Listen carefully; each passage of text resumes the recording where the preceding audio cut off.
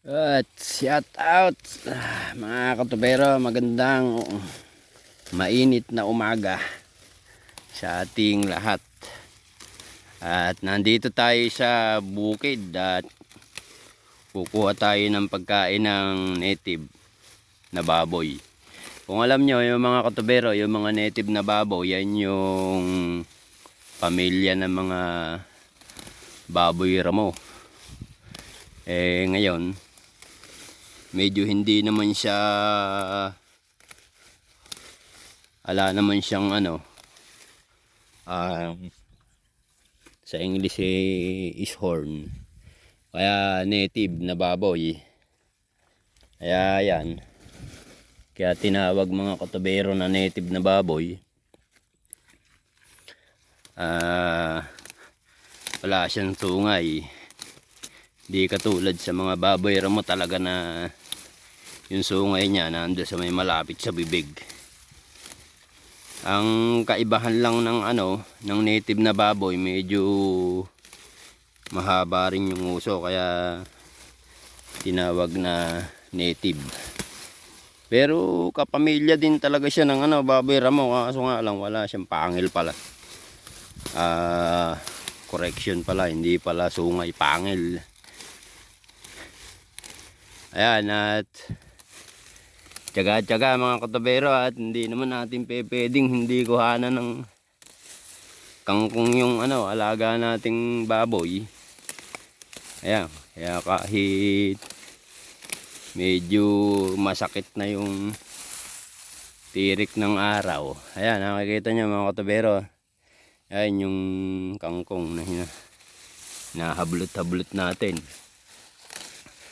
At bibigyan ko kayo naman ng bagong mga videos. Ayan, ikot natin yung camera natin mga katubero, para naman makita nyo yung ganda ng bukid sa at lawak. Ayan, medyo tinaasan natin kasi hindi natin kita yung bukid kasi nandito tayo sa medyo baba. Ayan, ikot na lang natin camera para makita nyo mga katubero. Ayan, ayan, ikot. Ayan, yan yung malawak na kabukiran dito sa main probinsya, dito sa Nueva Ecija. Medyo gabi pa taon, meron pang parte ng kabukiran, kaya ito lang yung video na sakop natin, lawak. Pero kung pupunta tayo doon sa may kabila, makikita nyo pa, napakaluwang pa rin doon mga katubero. Ayan yung public cemetery namin dito sa may barangay. Nakikita nyo, tinatawag na White House. Yung mga pumalaw nating mga mahal sa buhay. Ayan, kikita nyo. O nga pala, medyo lumampas na pala yung kaarawan nila. December na nga pala. Ito mga katubero, at samahan nyo ako sa pagkuha ng kangkong. At sana ay hanggang sa huli panoorin nyo mga katubero, at kahit papano naman magkaroon tayo ng maganda-gandang views or viewers.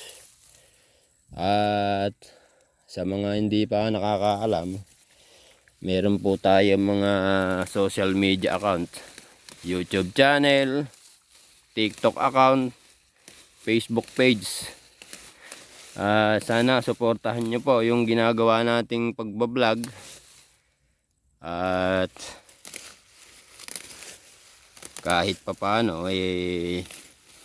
kung luluubin po ng Panginoon, kumita, makakatulong tayo sa mga kapwa natin mahihirap na katulad ko. Kasi mas maganda talagang tumulong sa ating kapwa, lalo na pag mapapasaya natin yung ating kapwa na natulungan at kikita natin yung mga magagandang ngiti nila na parang nanalo sila sa loto.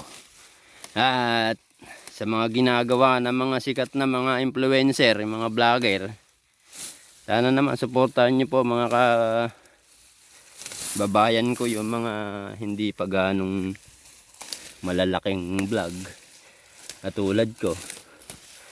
At kung mas maganda po sana wag nyong kung iiwan lahat po sana ng vlog na i-upload natin mapanood nyo, para naman mapasweldo tayo ni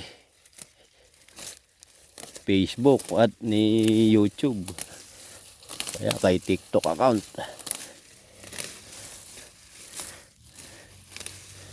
Yan, tsaga-tsaga mga katubero. At ito, at nagsisimula pa lang sa pagkuha ng mga kangkong dito sa bukid. Sabi nga nila, pag may tiyaga, may nilaga. Tama naman ako mga katubero, di ba? Mga kababayan ko. Kaya ito, nagtsatsaga tayo kahit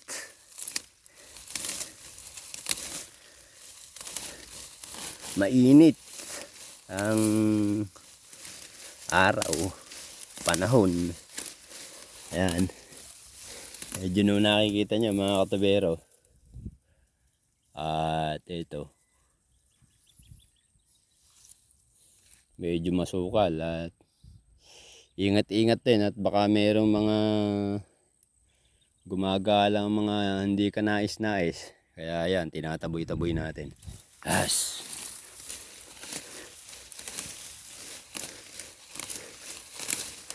Ayan mga tubero, at medyo hindi ko na bibidyo ng maganda kasi may hawak tayong wala tayong gamit pa. Yun nga sana yung gusto kong mabili, yung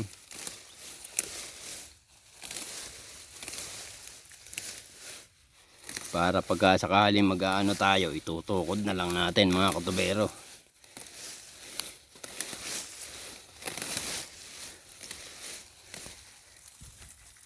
Yan. Ito, konti pa lang mga katubero yung nakukuha natin yan. Wala pang isang sako. Dalawa yung alaga nating baboy. Medyo malakas kumain. Ngayon ayaw naman niya pansinin yung page. Gusto niya yung mga kangkong talaga, yung mga ordinaryong pagkain nila. Ito siguro yung special nilang pagkain. Kaya ito yung kinukuha natin mga katubero, para mapakinabangan naman natin tumaba. Sakali mang gagawin nating inahin o paanakan, medyo mas maganda yung bubunga or ibebenta para tumaba.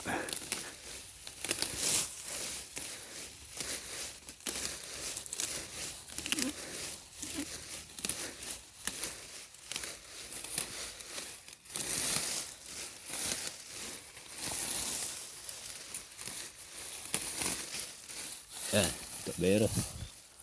Konti na lang.